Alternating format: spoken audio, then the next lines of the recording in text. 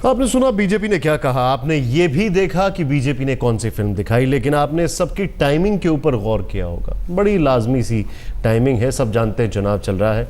रीमा पराशर हमारे साथ मेरी सहयोगी मौजूद है। रीमा, मोदी के ऊपर डायरेक्ट अटैक किया तो रॉबर्ट वाड्रा की फिल्म आ गई, रॉबर्ट वाड्रा के ऊपर बयान आ गए, रॉबर्ट वाड्रा के ऊपर डॉक्यूमेंट आ गए, लेकिन अभी तक बीजेपी की तरफ से कोई भी रॉबर्ट वाड्रा के खिलाफ में बकायदा कोर्ट का किसी ने दरवाजा नहीं खटखटाया, बावजूद इसके कि इतने सारे नेता उनके बकायदा खुद लॉयर्स हैं।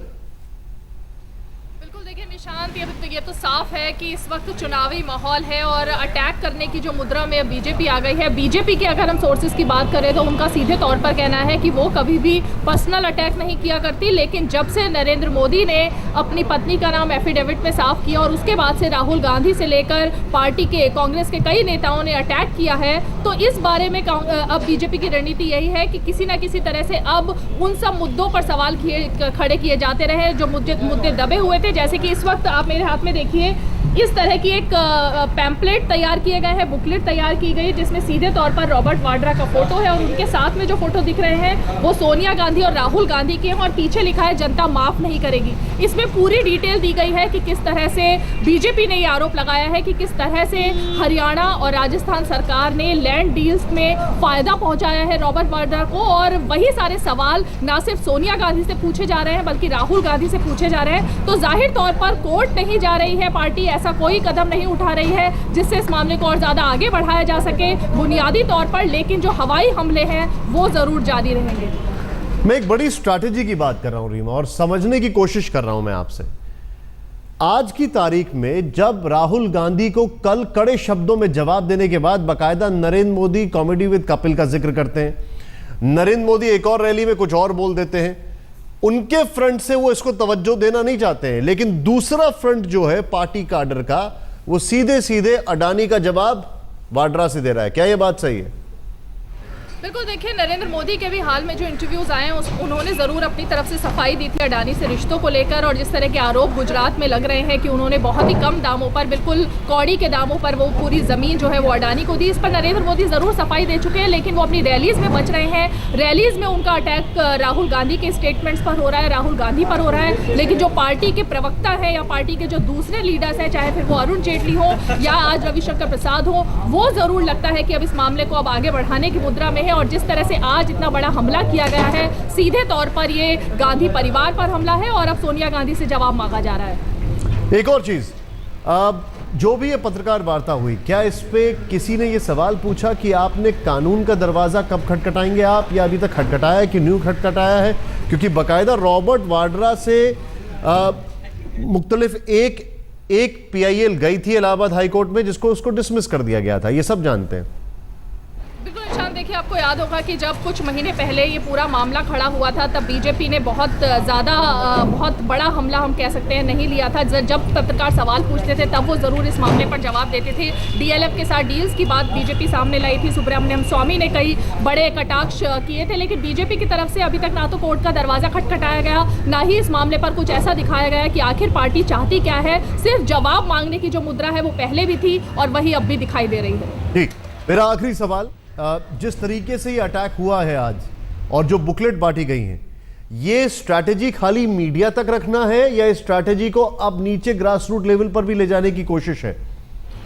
बिल्कुल, देखिए निशांत, पार्टी की अब यही योजना है कि जिस तरह से आज रविवार के दिन इस बड़े मुद्दे को उठाया गया, रविवार के दिन जाहिर तौर पर ऐसा ही दिन माना जाता है कि पार्टी प्रेस कॉन्फ्रेंस। रीमा, मैं आपको थोड़ा सा रोकूंगा यहाँ पर।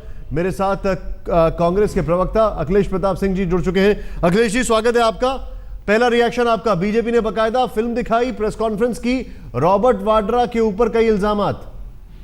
देखिए, बीजेपी हताश हो चुकी है, बीजेपी डिप्रेशन में जा चुकी है, अब कोमा में जाने वाली है, क्योंकि पिछले कुछ महीनों से, वर्षों से ये पर्सनल एलिगेशंस लगा रहे हैं। आज कभी ये किसी ने ये नहीं कहा कि किस रूल का वायलेशन हुआ है। क्या सरकार से जमीन अलॉट कराई?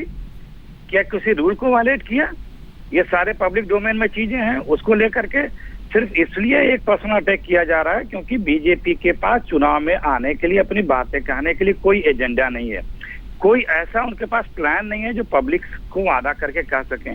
कोई ऐसी पूंजी नहीं है उनके पास या उनके नेता मोदी के पास कि जिसके आधार पे वो जनता से वोट मांग सकें। इसलिए वो हताश हो चुके हैं और बिलो द बेल्ट जाकर के इंडिविजुअल अटैक कर रहे हैं। हम भी कहने को बहुत कुछ कह सकते हैं, लेकिन हम अपनी उपलब्धियों के आधार पर वोट मांगते हैं। अखिलेश जी, मैं आपसे एक चीज जानना चाहूंगा, यहाँ पर मैं आपको थोड़ा सा रोकूंगा। मेरे साथ मेरी सहयोगी रीमा बीजेपी के दफ्तर से ही मौजूद है। रीमा, कौन कौन से वो फैक्चुअल यहां पर ग्राउंड्स है जिसको कहा जाए एकदम ऐसे तथ्य दिए बीजेपी ने जिससे प्रूफ होता है कि रॉबर्ट वाड्रा ने कानून का उल्लंघन किया या उनके लिए कानून को तोड़ा मरोड़ा गया है? ये मैं चाहूंगा जो आप बता रही हैं अखिलेश जी, आप ध्यान से सुनिएगा, क्या बीजेपी के आरोप है, और फिर मैं आपका जवाब लेना चाहूंगा। रीमा बताएं।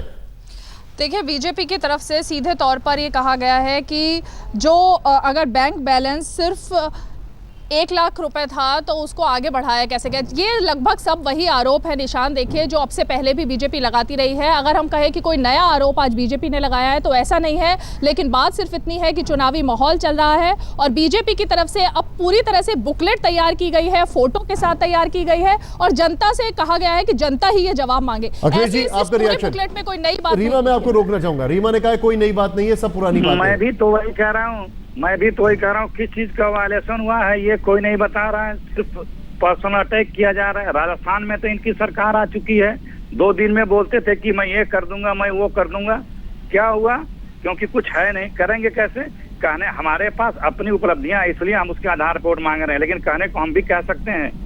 एक कुंवारे प्रधानमंत्री के दामाद जो प्रधानमंत्री कार्यालय में रहते थे, यूटीआई स्कैम कर दिया 75,000 करोड़ रुपए का, अपने मोबाइल से फोन किया यूटीआई चेयरमैन को। ये सारे आरोप बीजेपी के अखिलेश जी, बहुत बहुत शुक्रिया आपने जो बताया। रीमा, आपका भी शुक्रिया। लेकिन बीजेपी का कहना है कि राजस्थान में कानून सिर्फ 175 एकड़ जमीन रखने का इजाजत देता है, लेकिन वाड्रा को 1634 हेक्टेयर